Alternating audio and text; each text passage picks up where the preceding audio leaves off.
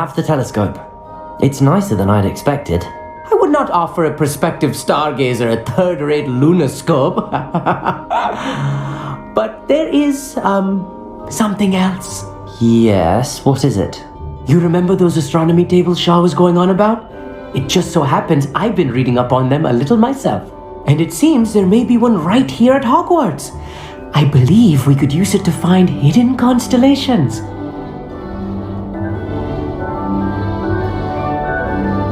And you need someone to help find it. I do. Are you in? No one from the Gobstones Club will go with me. Said they'd rather get spit at by a stone than... Well, they are cowards. Let us get moving while the stars are still out. I'll show you how to use that telescope once we get there. I promise.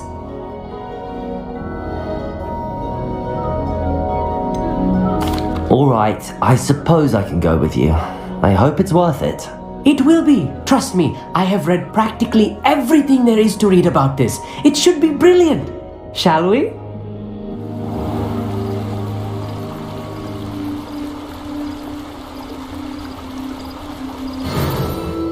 I was right about the tables. They really are gateways to the far stars, just as the book said. And your contribution was invaluable. Rest assured, you shall be credited in my memoirs one day. Thank you, Amit. I look forward to reading them. And I look forward to writing them. This is only the beginning. You will find more tables like this one throughout the grounds and forest, all beckoning to be discovered by a worthy astronomer. And if I have ever seen one, it's you. Oh, and about my old telescope, don't bother returning it. You should keep it. That's quite generous. Thank you. You are welcome. It has goblin-cut glass and a gobbledygook inscription. I'm practically fluent in gobbledygook, you know. It's all in the throat, really, gobbledygook, you know, and how you pronounce your R's. Anyway, glad our adventure was a success. I will see you soon. Watch yourself. Hello. Oh, hello. Whew. Sorry I'm in a bit of a tizzy. I was just scolding some of the plants for spitting and nipping. I suppose it's my own fault for putting more than 4 to a tray.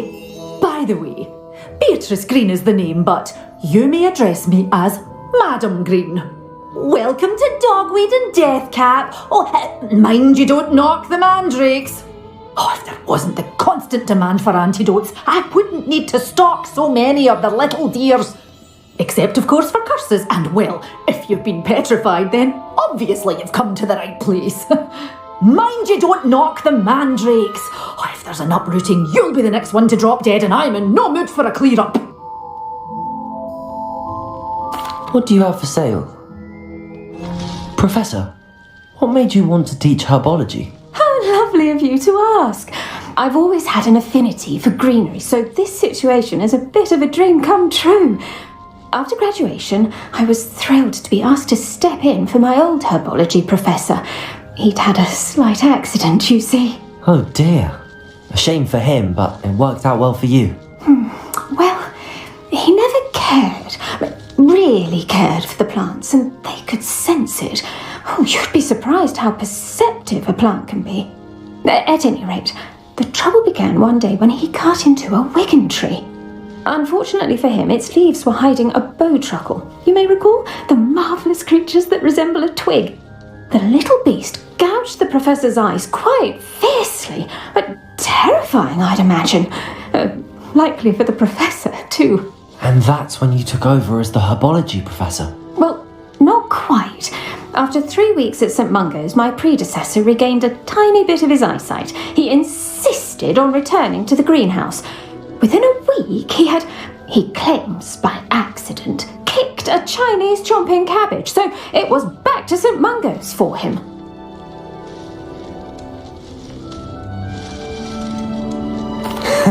Fair bit of bad luck there, I'd say.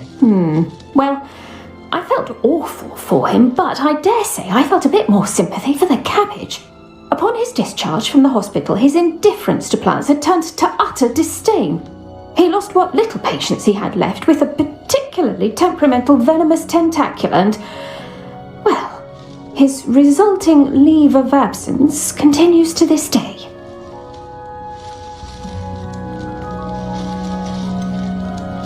I had no idea.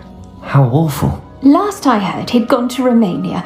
As rumour would have it, he'd developed a sudden interest in dragons. One can only hope he found more happiness working with them than he did with Flora.